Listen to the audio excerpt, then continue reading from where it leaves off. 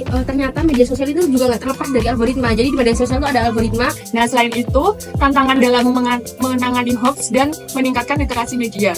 Terganggunya ruang publik dengan cara mengaburkan fakta dan polarisasi pada masyarakat. Bikin penelitian aja ya, tapi tentunya Surabaya aja. Ayo!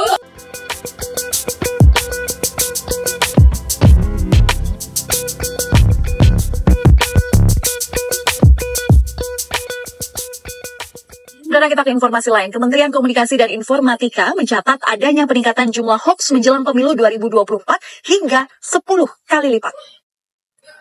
Kalian tahu nggak? Pemilu kemarin banyak disinformasinya loh. Terus kenapa? Loh, kalian nggak tahu? Jadi di era digital pemisahan ini, ternyata media sosial itu sangat ampuh untuk membentuk narasi politik dan juga membentuk persepsi publik. Aku pernah baca di web Kominfo itu, ternyata pengguna media sosial di Indonesia itu sebanyak 95%. Oleh karena itu, penggunaan media sosial oleh calon legislatif pada saat pemilu untuk kampanye, propaganda, menyebarkan visi-misi mereka, atau menyebarkan program mereka itu sangat ampuh untuk menarik dan mobilisasi suara. Tapi ternyata media sosial itu juga nggak terlepas dari algoritma. Jadi di media sosial itu ada algoritma untuk menampilkan konten yang berulang-ulang atau terus-menerus. Jadi nantinya konten tersebut dapat mempengaruhi persepsi publik, membentuk narasi, framing, branding terhadap calon yang mereka lihat kontennya. Oleh karena itu, algoritma ini ternyata sangat efektif untuk membentuk narasi politik, mempengaruhi masyarakat terkait frame dan branding yang ditampilkan di media sosial mereka. Oleh karena itu, algoritma ini memang sangat efektif untuk kampanye dan pembuatan branding, framing pada pemilu 2024, tapi juga menyebabkan dampak negatif seperti munculnya fenomena buzzer dan juga berita hoax, karena algoritma ini tidak menyaring informasi dan kevalitan informasi tidak bisa dijamin di algoritma ini. Oleh karena itu, media sosial itu dapat mempengaruhi persepsi publik baik positif maupun negatif pada pemilu 2024. Dari berita yang disampaikan tadi, aku juga menemukan buku yang berjudul Media dan Politik karya Nurdin. Nah, buku ini tuh membahas mengenai bagaimana sih algoritma media sosial itu mempengaruhi persepsi politik masyarakat terhadap partisipasi pemilih pemula. Nah, selain itu, buku ini tuh juga membahas mengenai disinformasi dan disinformasi selama periode pemilu berlangsung. Nah, selain itu, tantangan dalam menangani hoax dan meningkatkan literasi media.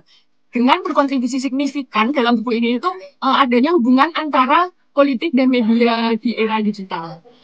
Nah, aku juga udah ngomongin teori yang relevan sama yang kita bicarain tadi, yaitu tentang teori kolonisasi Habermas. Teori kolonisasi Habermas menekankan tentang pentingnya komunikasi yang nasional dan ruang publik sebagai arena diskusi yang bebas dalam sebuah masyarakat demokrasi. Nah, dalam konteks pemilu 2024, disinformasi yang ada di sosial media tuh bisa menyebabkan terganggunya ruang publik dengan cara mengaburkan fakta dan polarisasi pada masyarakat. Nah, hal tersebut bisa menyebabkan komunikasi antar nasional dan menyebabkan kayak terpengaruhnya persepsi masyarakat dan keputusan politik mereka. Aku jadi kepikiran apa kita bikin penelitian aja ya, tapi tentunya Surabaya aja. Ayo! Ini penting untuk dilakukan karena maraknya disinformasi di media sosial pada masyarakat di kota Surabaya terkait bebas branding, framing pada calon kandidat pemilu legislatif pada 2024 yang menyebabkan pembentukan persepsi positif maupun negatif di masyarakat kota Surabaya. Jadi beberapa literatur itu mengindikasikan bahwasanya media sosial itu berperan aktif dalam mempengaruhi pembentukan persepsi masyarakat. Tapi beberapa literatur itu juga mengatakan bahwasanya media sosial itu cuma sebagai penegas persepsi yang sudah ada pada masyarakat sebelumnya. Jadi di sini dapat disimpulkan misalnya ada perbedaan penelitian dari penelitian terdahulu. Oleh karena itu, kita mau melakukan penelitian ini untuk mempertegas, untuk mencari tahu apakah media sosial itu memang mempengaruhi pembentukan persepsi pada masyarakat di Surabaya atau hanya sebagai penegas dari persepsi yang ada sebelumnya. Nah, dari pertanyaan itu kita mulai membuktiin kalau disinformasi emang mempengaruhi persepsi politik dari masyarakat Surabaya pas pemilu 2024. Terus kita juga pengen dari penelitian itu masyarakat bisa lebih aware lagi tentang disinformasi dan berita hoax yang akhirnya nanti masyarakat tuh bisa memilih mana informasi yang benar dan juga mana yang tidak. Nah, jadi rumusan masalahnya nanti kita bisa buat ini. Pertama, ada nggak sih disinformasi media sosial ini berpengaruh dalam membentuk persepsi politik masyarakat Surabaya di pemilu 2024? Kemudian kedua, disinformasi itu mempengaruhinya dalam hal yang positif atau hal yang negatif. Terus yang ketiga, kita harus cari tahu nih faktor-faktor apa aja yang bakal mempengaruhi efektivitas disinformasi ini dalam membentuk persepsi politik masyarakat Surabaya pas pemilu 2024. Karena disinformasi media sosial itu kan interpretasinya beda-beda ya sama masyarakat. Gimana kalau kita pakai paradigmanya itu interpretivisme? Jadi nanti analisis kita itu fokus ke pemaknaan persepsi politik masyarakat Surabaya tentang pemilu setelah diintervensi sama disinformasi media sosial itu sendiri. Terus buat metodenya, dengan kita pakai metode kualitatif, interpretatif. Jadi karena proposisi kita itu kan umum banget ya.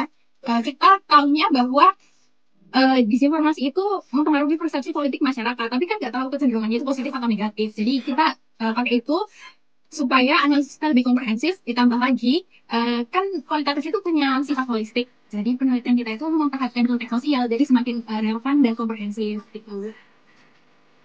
Terus untuk informannya kira-kira siapa? Gimana kalau informan kita pakai kepala Dinas Kominfo Kota Surabaya, staf Bawaslu Kota Surabaya, staf KPU Kota Surabaya, dan masyarakat Surabaya sendiri. Nah, nanti masyarakatnya itu kita ambil pakai cluster random sampling.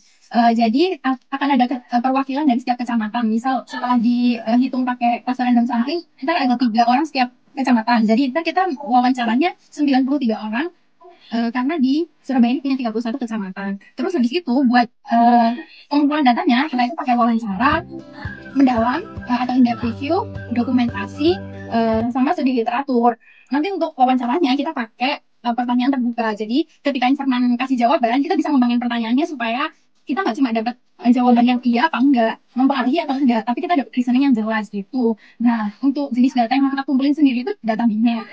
Jadi nanti di akhir kita kan mau lihat kecenderungan dari disinformasi ini mempengaruhinya persepsi politik yang positif atau negatif gitu.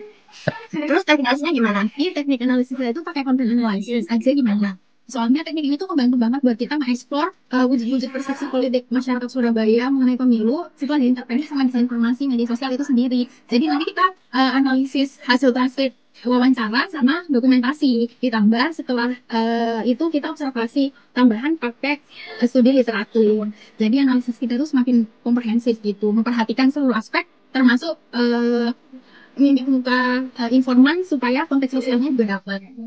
Terus jadi alurnya gimana dong? Pertama-tama kita itu cari dulu studi literatur tentang disinformasi media sosial dan pengaruhnya terhadap persepsi politik masyarakat. Terus yang kedua kita bikin research design. Yang ketiga kita kumpulin datanya lewat wawancara sama informan. Setelah kita dapat data wawancara informan, kita transkrip semuanya. Habis itu kita reduksi nih data-data yang sekiranya nggak perlu. Setelah direduksi, kita bikin kode-kode buat jawaban setiap informan. Terus kita bikin kategorisasi juga. Jadi nanti jawaban informan yang sekiranya mirip itu dikelompokin di kategorisasi yang sama gitu. Nah setelah di kategorisasi itu kita interpretasi data secara keseluruhan pakai teori Habermas. Setelah diinterpretasi kita nyajiin datanya pakai jenis narasi. Habis data yang disajikan lewat narasi kita tuh bikin generalisasi atau kesimpulan. Nah terakhir kita pakai uji validitas dan reliabilitasnya pakai metode triangulasi gitu. Sebentar ya guys, kita udah dulu. Oke, udah sampai. Jadi setelahnya nanti kita bisa bedain kedua. Kita tanya ke orang-orang yang emang di pemerintahan sama orang yang masyarakat biasa. Nah, untuk orang di pemerintahan nanti kita tanya seberapa banyak disinformasi yang beredar, terus apa pengaruhnya ke pemilu 2024. Kemudian pas masyarakatnya kita nanti tanya seberapa sering sih menggunakan media sosial, terus pernah nemuin nggak, dan juga emang disinformasi itu mempengaruhi persepsi mereka atau enggak. Selesai.